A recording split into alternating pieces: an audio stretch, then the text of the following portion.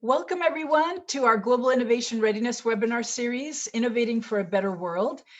And today we'll be bringing you the topic of driving global readiness from concept to market. This is the end of our innovation journey, our last session.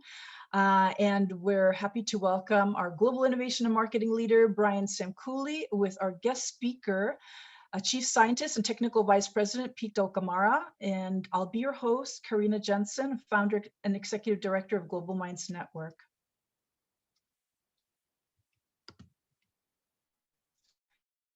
Before we get started on our innovation readiness journey, we just want to check in with everybody, make sure you're all ready to go. You're very familiar with Zoom webinar by now. So just a reminder that if you have questions, please type those into the Q&A feature, and we welcome your questions, comments, feedback. Chat also for comments and feedback. So just to do a sound check and connect with everybody, please say hello wherever you are in the world. Say hello in your local language and tell us where you're located on the world map.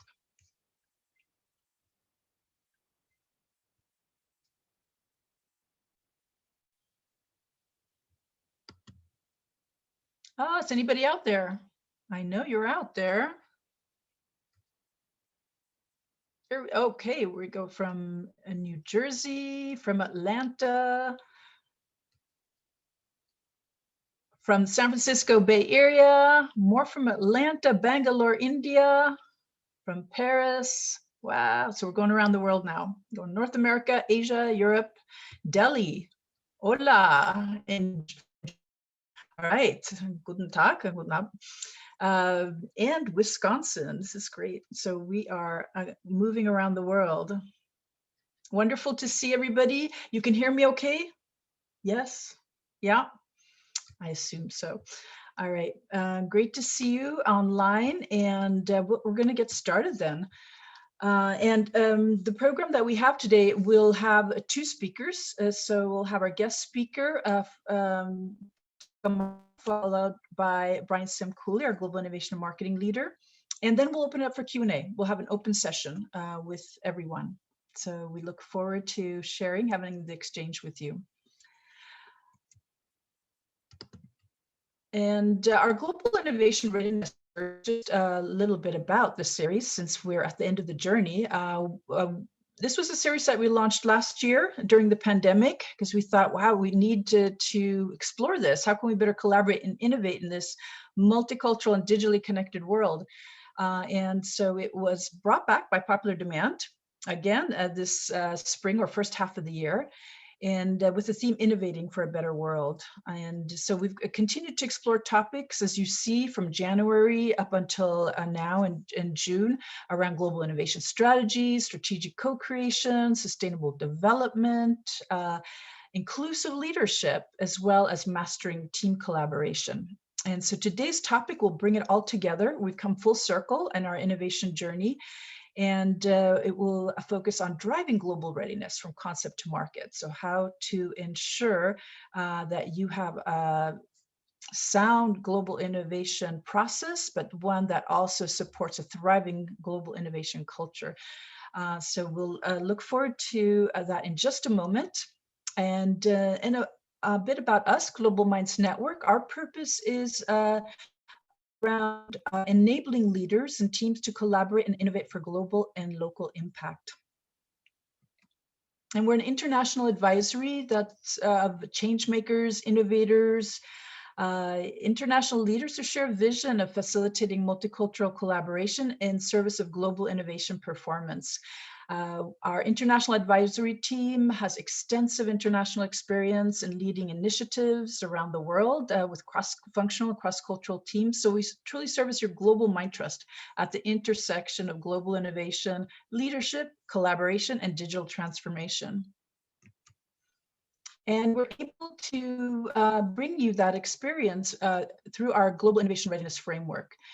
So we take you on the global innovation journey from concept to market, as you see, and we can offer expertise, advice, facilitation, and training at every phase of that journey, from creation to planning, go to market, and to ensure organizational performance. And not only that, but we also have our core levers that to ensure that your leaders, your teams and organization are aligned. And so we also bring you assistance and support around vision, how to develop that compelling vision through leadership development and strategic co-creation, how to ensure and sustain an inclusive dialogue through facilitation of team collaboration, knowledge sharing and learning, and finally, how to support and nurture global innovation culture and team climate so that everyone is ready to collaborate and innovate around the world. So today's session, Driving Global Readiness from Concept to Market. Very excited to bring you this because we will look at the full journey and also look at a very exciting case example around how to transform that journey into an exciting innovation process, a human-centric culture and innovation process. And here to share that story with us is our guest speaker, Pete Dulcamara. He's Chief Scientist and Technical Vice President at Kimberly-Clark, who has enjoyed a fascinating innovation journey. Pete has really been able to master the discipline of both science and art of innovation through design thinking, foresight, imagining the future, to uncover new opportunities innovation at Kimberly-Clark, which has involved a lot of leading brands, which you probably know around Huggies, Cottonelle, Kleenex, Scott, and more, global brands. Pete has truly been there at the forefront to lead the organization and to develop global innovation process as well as culture.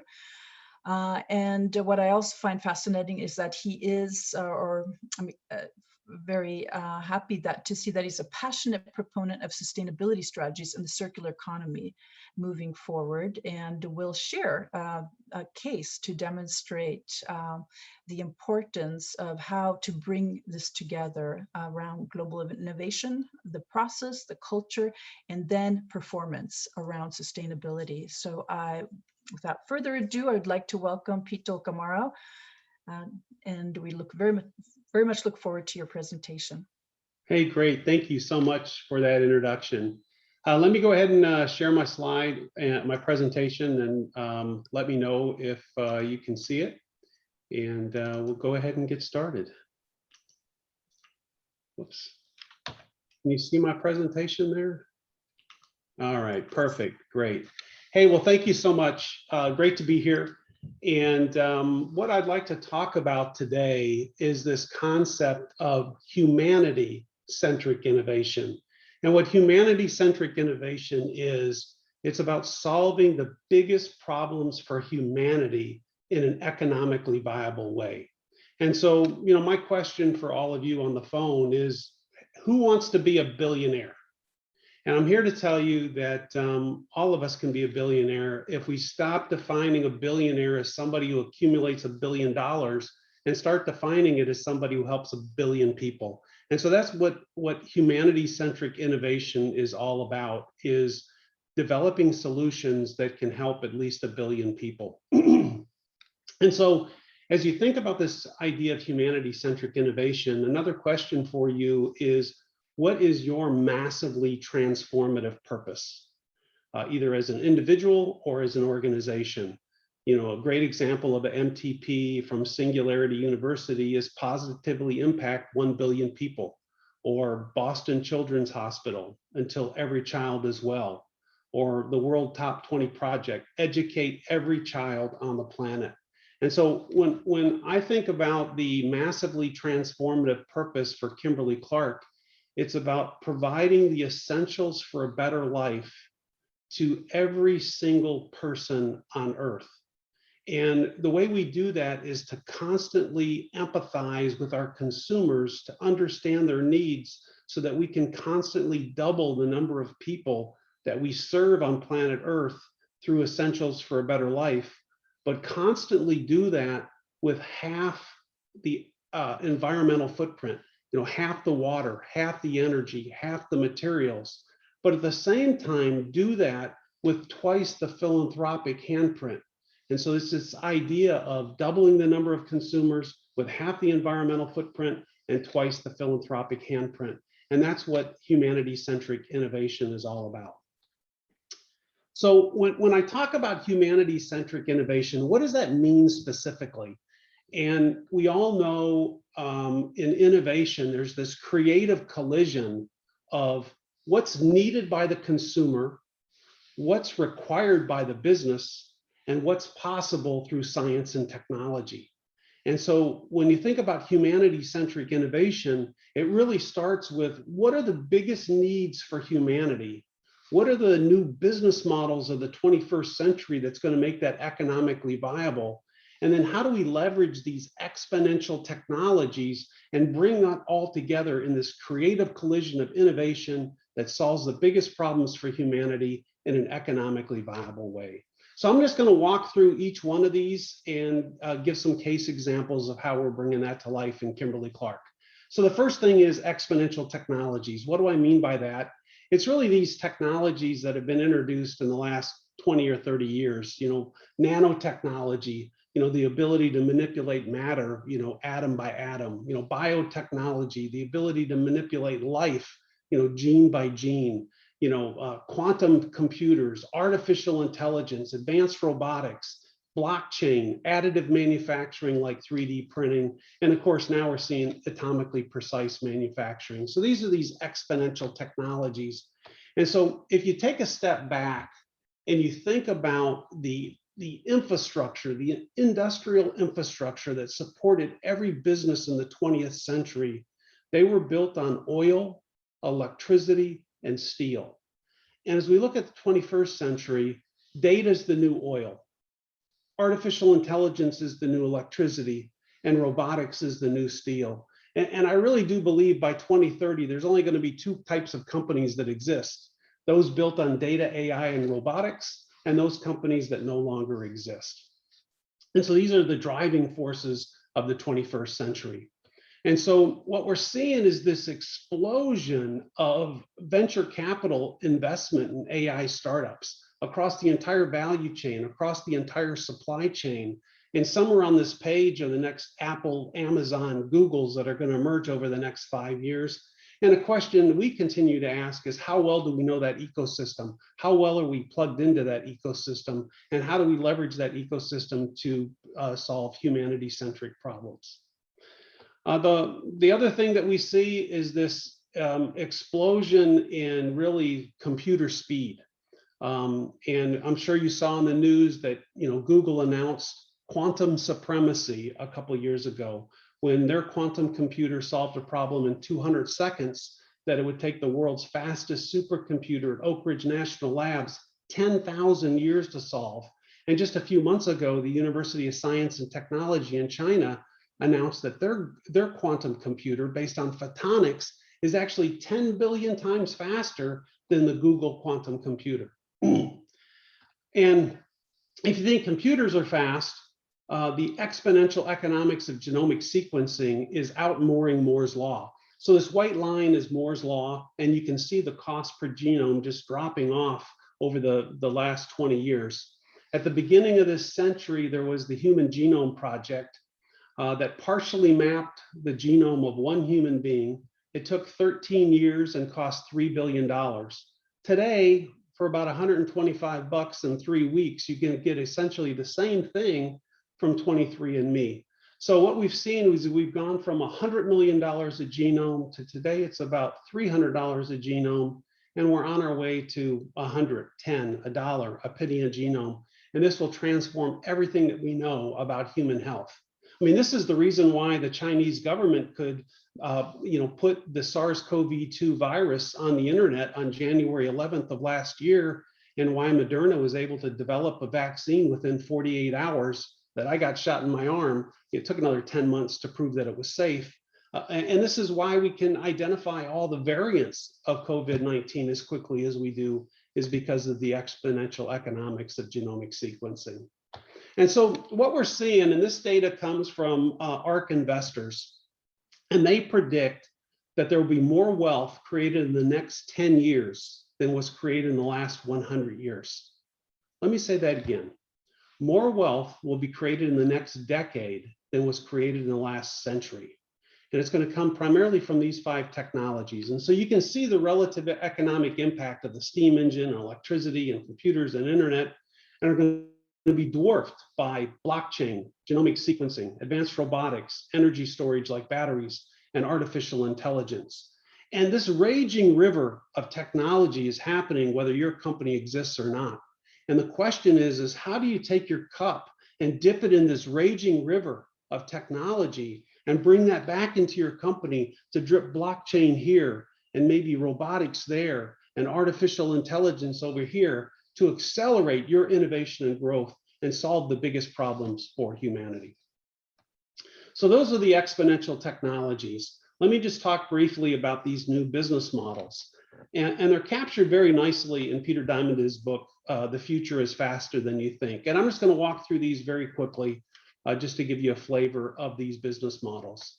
The first one is the free data economy. This is like Google and Facebook that provides information for free, but then uses the data from the users to as advertising revenue. We're trying something like this in South Korea with Huggies Mom Q. Another example is the crowd economy. This is using underleveraged assets like Airbnb using people's homes, or Uber using people's cars. And so this is an example of the crowd economy, which is another business model.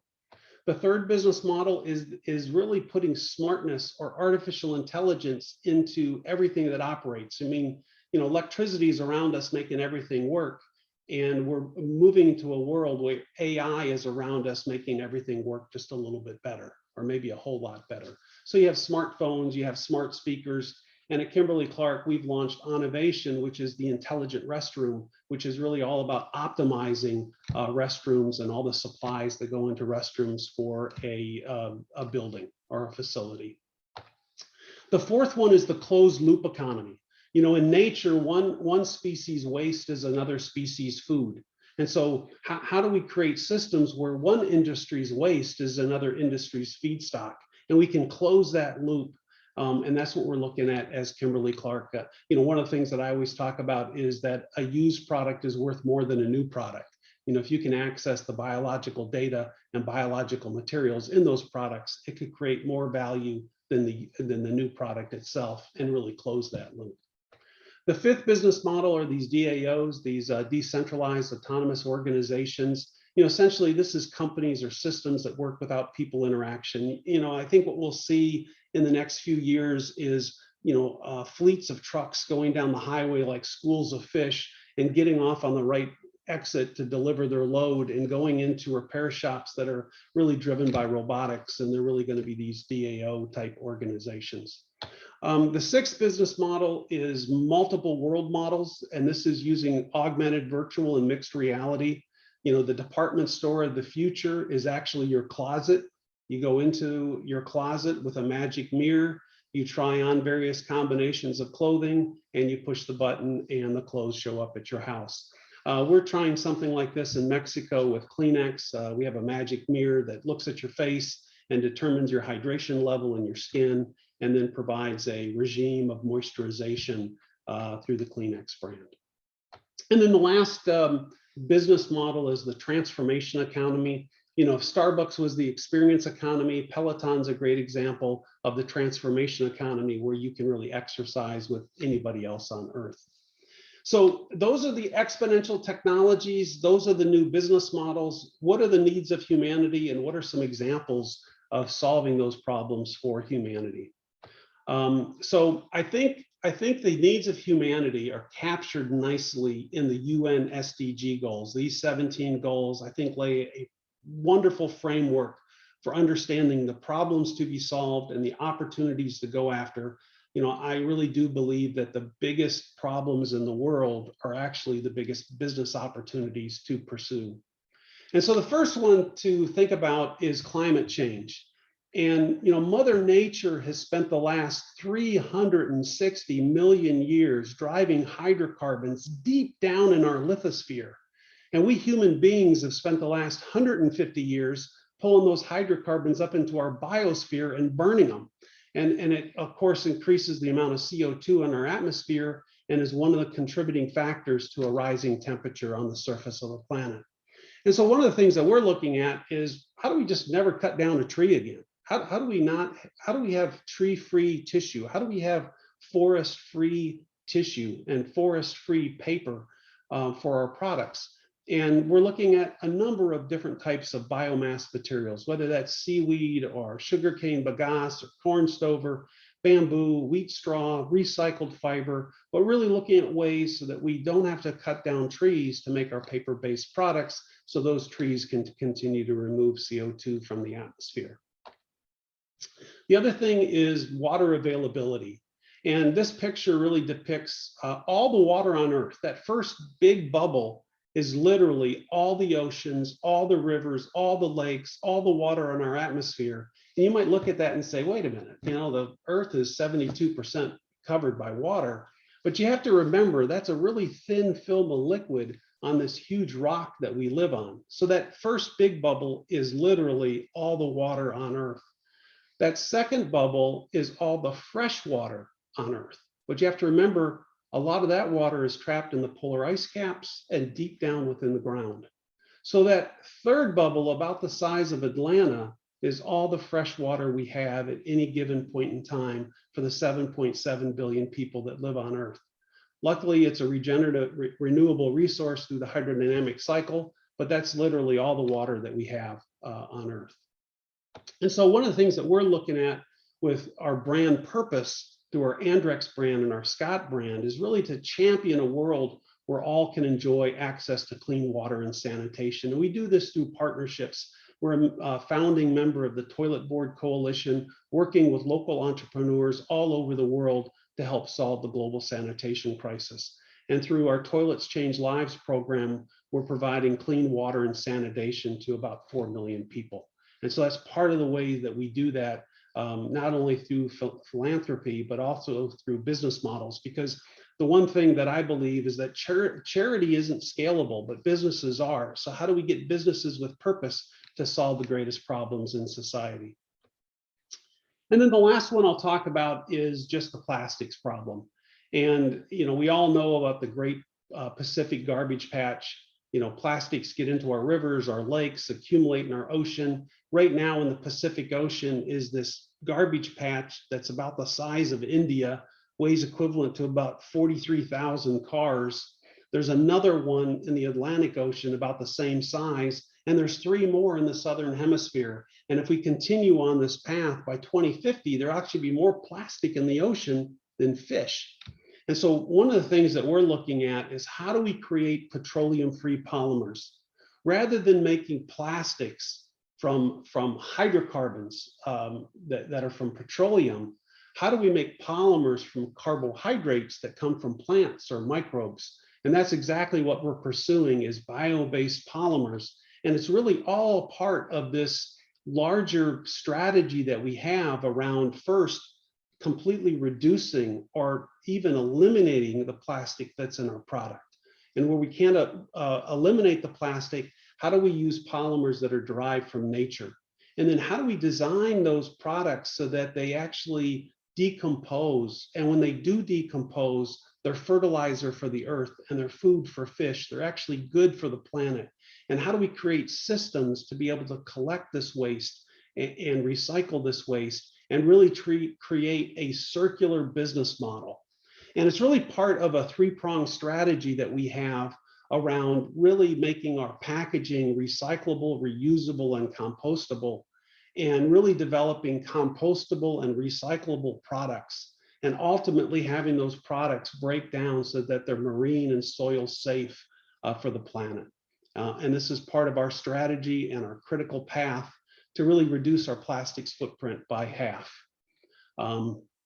And one of the things that we see is that with all these programs, and really any program that you try to pursue in business, it follows this equation of innovation multiplied by execution is equal to business results.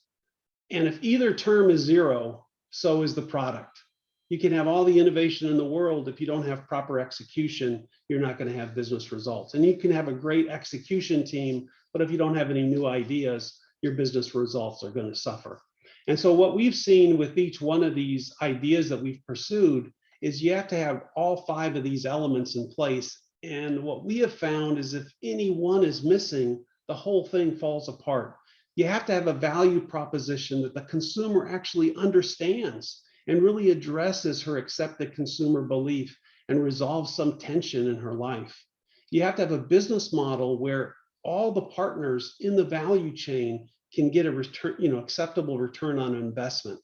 You have to have a go-to-market strategy that you can actually execute and maintain through all your existing and new channels. And you have to have a pipeline of innovation that creates successive waves of anticipation in the consumer. If you just have a one-trick pony, the whole thing dies out. And then finally, you do have to have a technology that gives the consumer and, quite frankly, the business team a reason to believe and delivers a solution at a price the consumer can afford.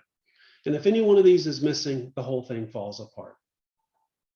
And so this is all part of our Ambition 2030. It's to advance the well-being of 1 billion people, and it's to reduce our plastics footprint, our forest footprint, our emissions footprint, and our water footprint in half by 2030. And we've really looked at every aspect of our supply chain and our value chain and mapped this to the UN SDG goals to put together very specific plans, very specific processes, very specific goals to really drive humanity-centric innovation through Kimberly-Clark for all of our consumers around the world. And so just to bring it home, it's all about creating this creative collision of humanity-centric innovation by understanding the needs of humanity, having a business model where you can make money, and really leveraging exponential technologies so that you can actually bring this to life, so that you create a portfolio of programs to really solve the biggest problems for humanity. And I really do believe that the best way to predict the future is to create it. And quite frankly, there's nobody better to create that future than the people on this phone call right here, right now. So go ahead, become a billionaire. Thank you very much. Thank you so much, Pete, for a very inspirational presentation and to show us a vision moving forward. And to build upon that, I would like to invite my colleague, Bryan Semkuley, to the virtual stage. And would like to, who's going to share with us then how do we make that happen in terms of the execution process? How will we, in a sense, what kind of process do we need to think about? What kind of framework should we consider? And what kinds of models or steps do we need to take? So Bryan Semkuley, our Global Innovation and Marketing Leader here at Global Minds Network, has had an impressive career at Kimberly-Clark as well. That includes Kimberly-Clark. He has served as Vice President of Global Innovation at both InBev and Kimberly-Clark, where he has led teams on new initiatives around the world. He has a unique expertise at the intersection of marketing strategy and value proposition, as well as execution, which we found in our global survey are key ingredients, are really in demand today and moving forward in this changing environment.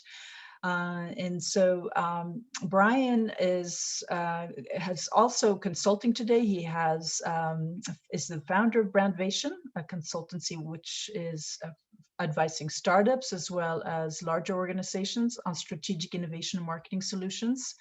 And so Bryan's going to share his expertise with you to show us how to move forward. What do we need to think about in terms of global readiness and execution? So welcome, Bryan. Thank you very much, Karina. I'm just going to share my screen as well here, and hopefully this pops up quickly. Everyone able to see that? Excellent. Well, thank you very much for the introduction, Karina, and thank you, Pete, as well.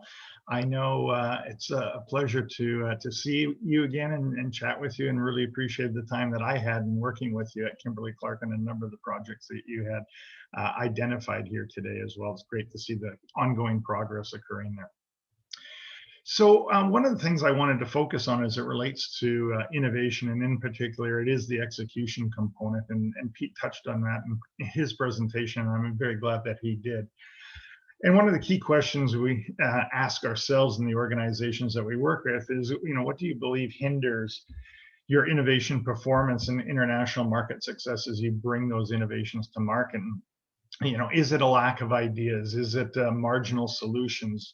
Or is it in-market execution? And as a boss of mine used to call it, stick-to-itiveness. Do you actually have the wherewithal to ensure that that innovation gets enough ongoing support to ensure it is able to grow some roots and establish itself? And my experience, both in my InBev and Kimberly-Clark days, is that, frankly, it's execution that is the greater downfall for a lack of success in the marketplace than it is a lack of ideas or a lack of good solutions. So Karina has also been able to identify through a lot of her work that superior results really do come from superior execution, and importantly, organizational collaboration, and making sure all the teams and business units and individuals within the organization and respective stakeholders are actually all working together to drive that innovation successfully forward.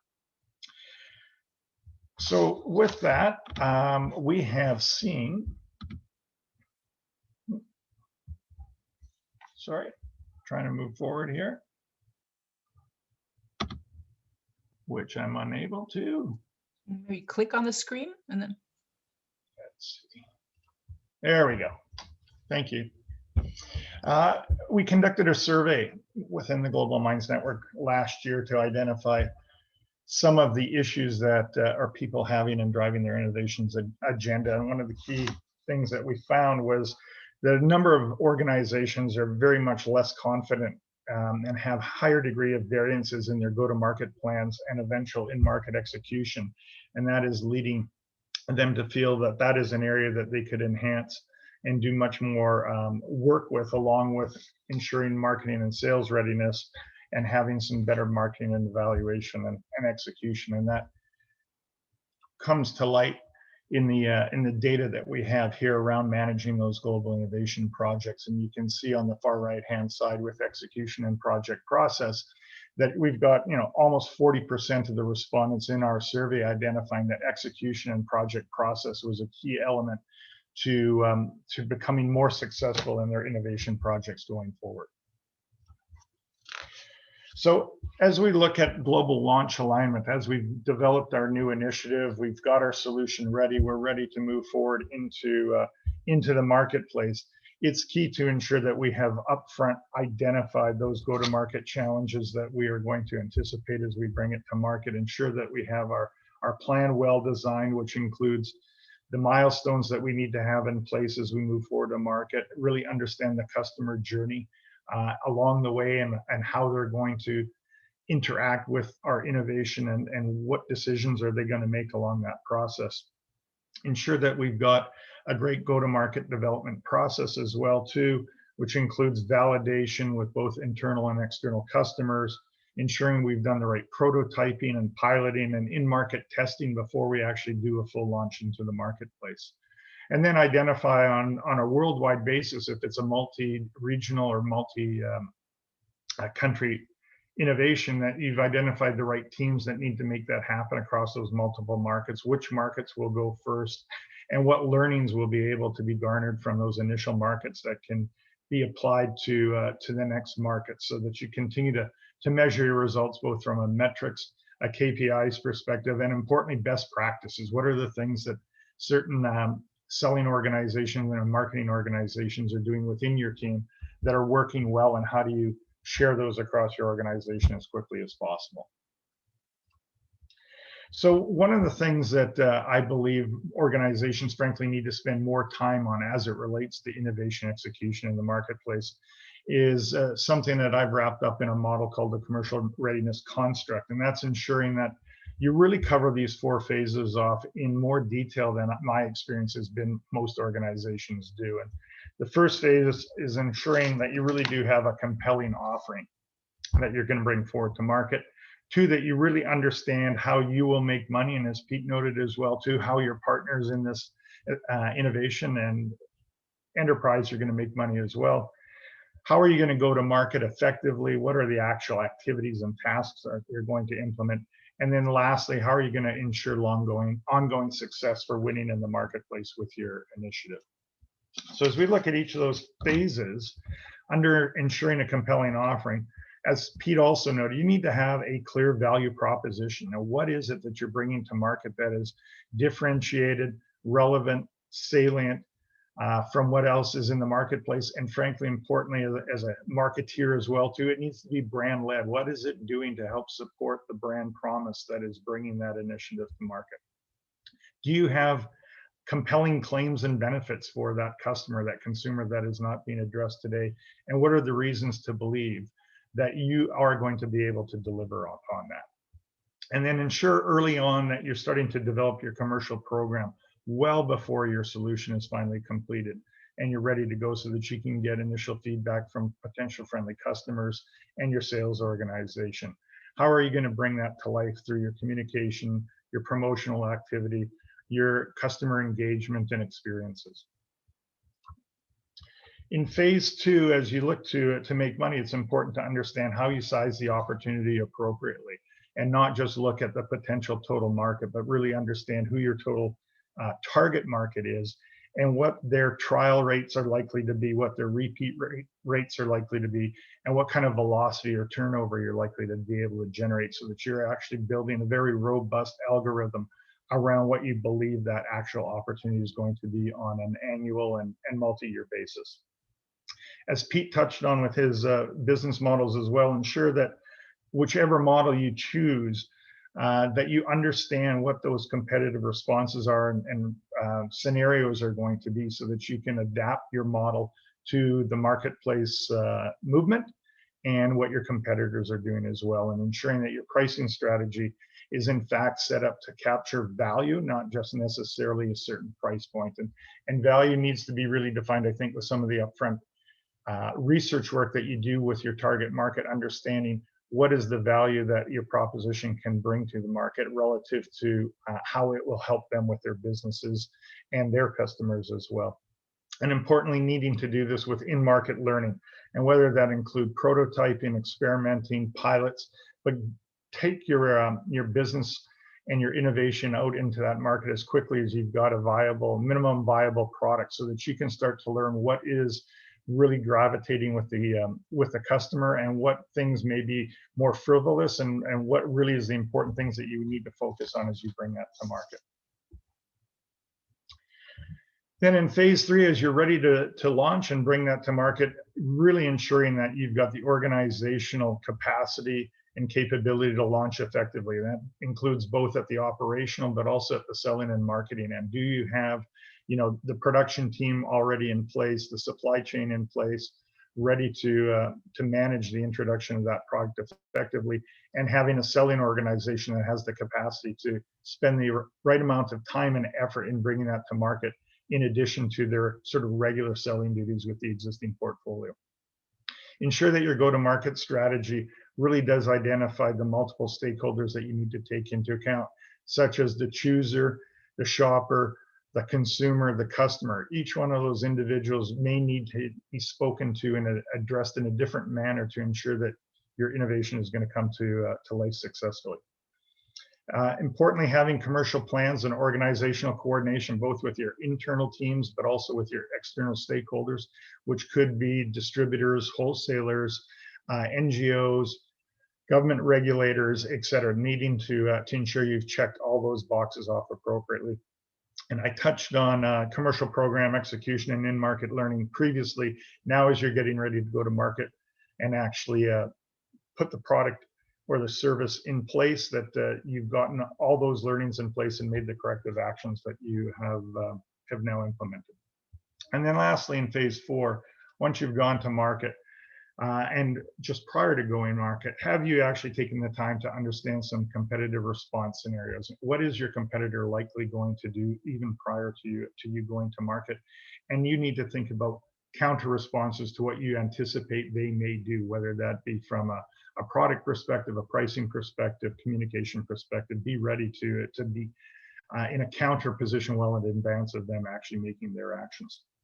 Ensuring that you've got the right in-market monitoring and milestones in place, making sure that you're reviewing and analyzing those on a regular basis, depending on what the business dictates. That may mean weekly data, that might mean monthly, it might mean bi-monthly, whatever the case may be, but ensure you've got a plan in place to do so on a regular basis and have the corrective actions and enhancements ready to go in place as quickly as possible so that you're not lagging with that information. And then lastly, and importantly, really doing a thorough post-launch assessment and documenting that and reporting that out to the organization. I think there's a lot of times organizations sort of feel like they've got the innovation out the door and don't take the time to actually document what went well, what didn't go well, so that that can inform the next initiative coming to market and allow you to take advantage of the things that you did right, but also make sure you don't make the same mistakes again going forward. And that can be across operational, selling, financial components, whatever the case may be, but ensuring that you document that for the benefit of the organization going forward.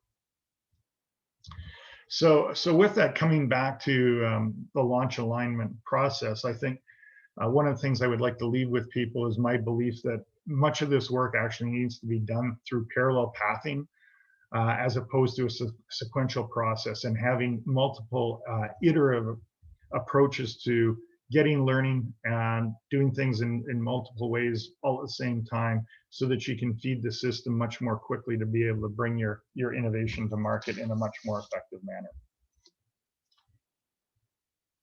So with that, I think I'd just like to leave you with a few other pearls of innovation as it relates specifically to execution. And that is, you really do need to understand within your organization some of the capability differences that occur in terms of being able to execute. So that may be on a geographic basis. Is one market much more able to execute effectively than potentially a newer market that is not necessarily as sophisticated or as experienced in being able to do it? So understanding those capabilities and recognizing that, I think, is a good first step. Ensuring that you're getting your organization to transition from thinking to doing. We've spent a lot of time ideating, understanding what the problem is, how you might bring that solution to market. Now it's time for action, and being able to transition your organization to action is very important. And in many instances, acting like a startup, I think, is very, very important. And the startup mentality that I would encourage many people to think about is that trial and error component, and then having a passion to really stick with what you think is the key component that makes your product or service different, and really testing that out properly. Ensuring that you've got the right content, context, and construct to be able to bring your initiative to market within your team and with all your external stakeholders. Key component is leverage your friendlies. Who are your friendly customers that are willing to spend some time and effort with you in testing and helping you test things out? And quite frankly, I'm glad Pete brought up in one of his examples on Kimberly-Clark, because it was one of the things that myself and my team were involved with, and that was bringing the Innovation service model to market with Kimberly-Clark, and finding friendly office buildings that were willing to learn with us and do trials for 6 months was a really key component to getting a lot of very, very important learning in place for us to be able to launch that successfully. I think a lot of times the next two comments sort of come together in terms of organizational fatigue. Sometimes it has taken so long for an organization to develop an innovation and bring it to market that they're almost so tired they just want to get it to market and out the door so they can move on to the next thing, when in fact your customer or the marketplace has seen it for the first time. So it's still brand new for them. You need to feel that it is just as new for them as it is for the organization, so that you can have that same passion and energy that's required to make that successful in its launch phase. And then lastly, just understand that there are elements of sabotage, and that may happen internally in an organization where people don't want to necessarily see change made or new innovation come to market, or with external stakeholders and regulators that may see a new initiative or a new technique and bringing something to market doesn't sort of meet the standard that they deemed as sort of within the boundaries of allowability, and ensuring that you have the right messages and communication in place to be able to reduce those opportunities. So with that, leave you with one last thought as it relates to innovation and in-market success.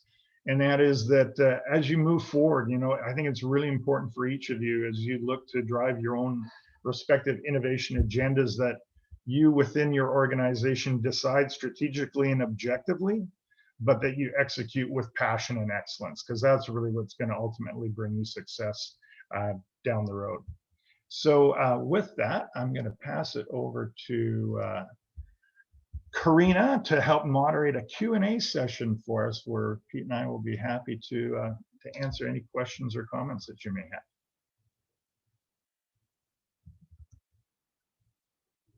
There we go. Wonderful. Thank you. Great insights, Bryan. And so I'd like to open it up to everyone now, because we had two wonderful presentations. One that gave us great inspiration and showed us where we can go, and then by Pete Dulcamara, and then the other by Bryan to show us, well, then how are we going to make this happen, and how to ensure readiness and global execution. So I have several questions already from the audience. So I'm going to start to see, great presentation, Peter, and how organizations need to prioritize measuring their contribution to the SDGs. That's from Anonymous. So. Oh, no, that's a great question. And I think one place to go to right away is the UN SDG internet page, because what's really nice is for each one of the 17 UN SDGs, they have goals and they have indicators of success, and then you can use those to translate that into something that's meaningfully for your business. One I didn't talk about today was gender equality. And so, one of the things I think is important with these SDGs is also determine how they link back to your brand and your brand purpose. And so when we think about gender equality, and I don't know if you guys know this, but are seeing the World Economic Forum data, but it shows that it's going to take 132 years to achieve gender equality on planet Earth. And that is totally unacceptable, right? I'm always amazed that in 1960s, we went from the Earth to the moon in less than a decade. Why can't we achieve gender equality and, quite frankly, racial and social justice by 2030? I mean, we don't need a Saturn V rocket to do it. Also, if you want to change the world, all you have to do is change your mind. But that's the hardest thing of all to change. And so through our Kotex brand, what we're really focused on is how do we end period poverty? How do we overcome the stigma of menstruation? How do we help girls gain access to education? And how do we empower every woman on Earth?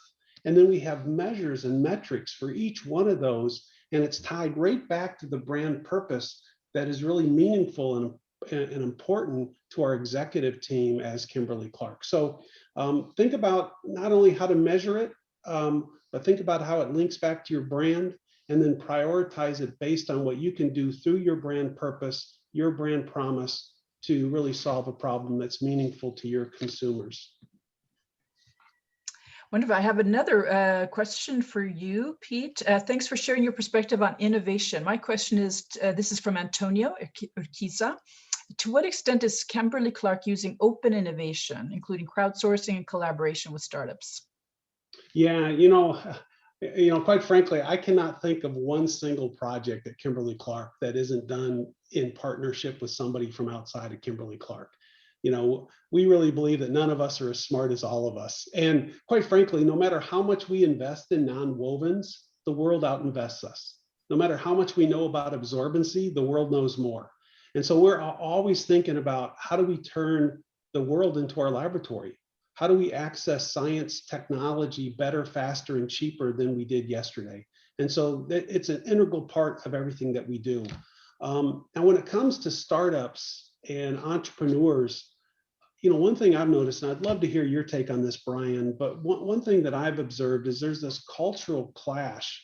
It seems like in big corporations like Kimberly-Clark, we tend to say no until we absolutely have to say yes. And entrepreneurs tend to say yes until they absolutely have to say no. And so you get this, and so part of my job is to help try to manage that cultural clash between entrepreneurs and startups and kind of the large corporation as Kimberly-Clark. But Bryan, I'd love to hear your perspective on how companies manage that. Yeah, I know. Great point, Pete. And, having experienced that in particular in the two big corporations that I've worked with, that larger organizations tend to have this bias towards proof or and beyond proof of principle. Like, how is it actually really going to work? And what I love about the startup mentality and entrepreneurs is they really believe in the principle, and they are able to sort of take the principle and create proof points over time, and continue to look for opportunities and ideas that get built upon, as opposed to having to go through that whole cycle, get to the very end, and then go, okay, now I have all the anecdotal evidence and proof points in place. And I think working with startups and young organizations within a large organization actually allows the large organization to learn as well too, and potentially modify with that startup different pathways or different routes that maybe the entrepreneur wouldn't have thought of, but is also more beneficial to a larger corporation as well too. And I think sort of that yin and yang of those kinds of mindsets working together actually ultimately end up in better solutions. And I think I've seen that happen in some of the work that I did at Kimberly-Clark, and I did at InBev as well too. And that's a good segue to the next questions for both of you, from Mahan, and around leadership. So in your experiences leading these global initiatives, and especially moving forward, what does it take? What do you both feel are necessary leadership skills, and what do leaders need to address? Well, I think first of all, as leaders, you need to be multifaceted leaders, and you really need to understand, as Pete said, leaders need to have good people around them. We're not necessarily the smartest people in the room, and don't necessarily need to be, but we need to understand how to garner that knowledge and collect it, and be able to move it all in a common direction with a common purpose and a common vision. And I think those are really, really key important components to a leader, regardless of how large or small that team is in scope. But I think finding those individuals in your organization and being able to help groom them as early as possible, I think is a great skill that the organization needs to probably continue to develop over time as well too. Yeah, that's great. I guess this wouldn't be a meeting with a scientist or an engineer if I didn't have an equation for you. So I've got an equation for you to write down. And that equation is performance is equal to potential minus obstacles plus encouragement. And what I think a leader does, and so think about that equation for a minute. Why aren't people performing at their highest potential? Because I really do believe that our potential, your potential, far exceeds the ability of anybody else to even understand it. And what holds you back from living to your full potential are obstacles. And so the job of leaders is to identify those obstacles and remove those obstacles. Do the people understand the strategy? Do they understand the company's purpose? Do they have the capabilities and skills? Do they have the resources and investment required? What are all the obstacles that are keeping people from living to their full potential so that they can deliver performance? And then I think the other thing a leader does is provide encouragement. You tell somebody, you can do it. I believe in you. I trust you. Go make it happen. And so I think that's the difference between managers and leaders. I think managers focus all their time on performance, and they try to estimate people's potential. And what I think leaders do is focus solely on what are the obstacles and where do they need to encourage people. And I think if we focus on obstacles and encouragement, people will live to their full potential and deliver more performance than we can even imagine. Yeah, and I would just build on that, Pete, because I think, I totally agree with you. And I look at some of the teams that I've led in the past, and frankly, much of my job has been actually to remove those obstacles to people. And, I described it as sort of the power paradox, in that I actually work for my team to allow them to do the jobs that they're in place to actually do. And if that's removing obstacles, if that's garnering support from senior management, if that's getting resources, both financial or from outside the organization, that was sort of the role of the leader, is to allow the team to actually do what they're in place to do. And my job is actually to work for them. Yeah, no, that's great. One other build on that is one of my favorite books, and again, this wouldn't be a meeting with Pete Dulcamara if I didn't recommend the book, it's the 5 signs of, the 3 signs of a miserable job. I don't know if you guys have seen this book, The 3 Signs of a Miserable Job. And the 3 signs of a miserable job is if you're working on something that's irrelevant, immeasurable, and invisible, that's a miserable existence. But even if you're working on the biggest project in the entire company, if you can't measure your success, whether you're winning or losing, that's a miserable existence. Even if you're working on the biggest project and you can measure its success in dollars and time, and you get no credit at the end, you're invisible, that's a miserable existence.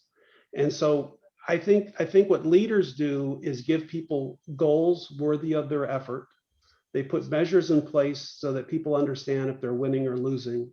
And when it's all over, everybody is visible. It's like at the end of a movie when you see, the person who got Tom Cruise donuts, is on the list, so to me, that's what we need to do as leaders, is do the opposite of the 3 signs of a miserable job so that we can create joy in work. And I think that's the role of a leader.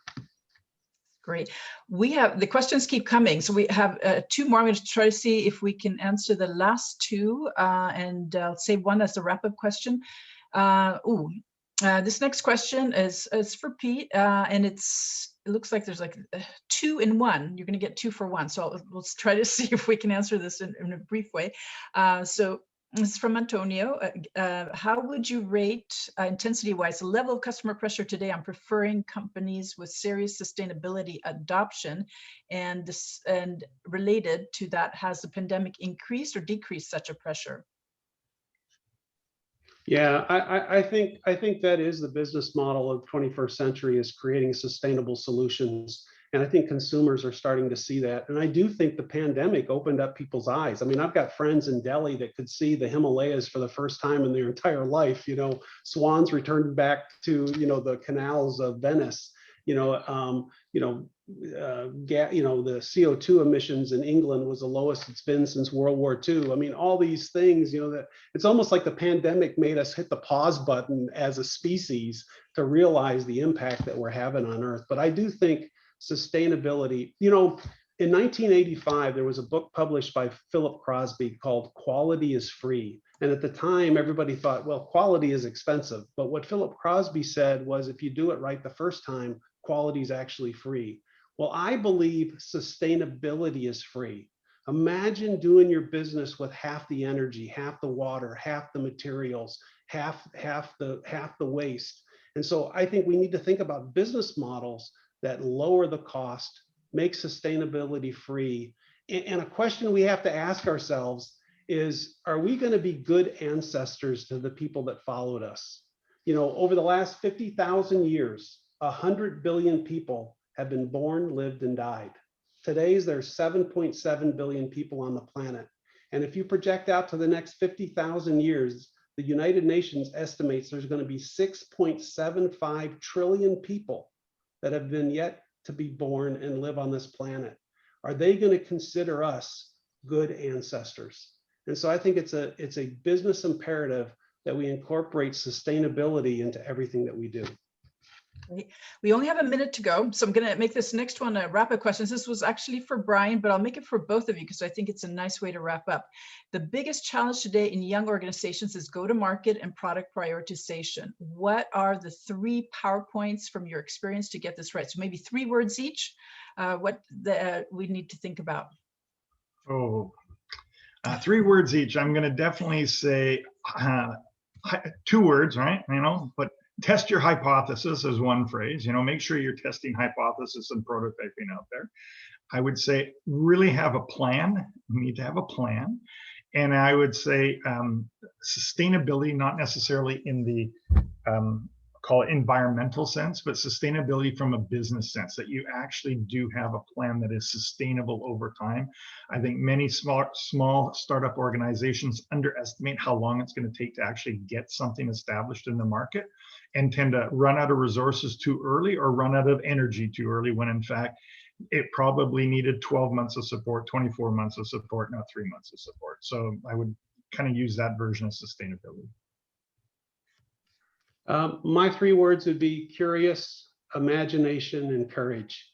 Be curious, continue to ask questions, imagine a better future, and then most importantly, have the courage to act. Wonderful. I would like to thank both of you for just a very inspirational presentation, and I think wonderful way to conclude our Global Innovation Readiness Journey and the full series. So a big thank you to Pete Dulcamara for all of this inspiration and showing us the light, the vision moving forward. And a big thank you also to my colleague Bryan Semkuley for showing us how to make it happen. So how will we apply this? And before you go, I'd like to just share with you, since this is the last stop on our readiness journey, a big thanks to our participants, and for those of you who have been with us throughout this Global Innovation Readiness journey. Make sure to keep in touch. You can stay updated and follow us via our LinkedIn page. Download our new playbook. It has all the highlights from the survey, as well as perspectives, our Global Readiness Survey, as well as perspectives from our international advisors and thought leaders. And make sure to give us feedback via our survey. So we'd love to hear from you and to see how else can we support your global innovation journey in 2021 and beyond. So make sure you've got the link there. I think it was in the chat as well. And if you want to scan the barcode with your mobile phone, if that's easier, you can connect with us that way too. So we look forward to hearing back from you. And I look forward to staying in touch. So big thank you, grand merci, and bon voyage. Wishing all of you a wonderful global innovation journey this year in 2021 and beyond. And do keep in touch. So take care, stay safe out there. Thank you again. Thanks, everyone. Bye.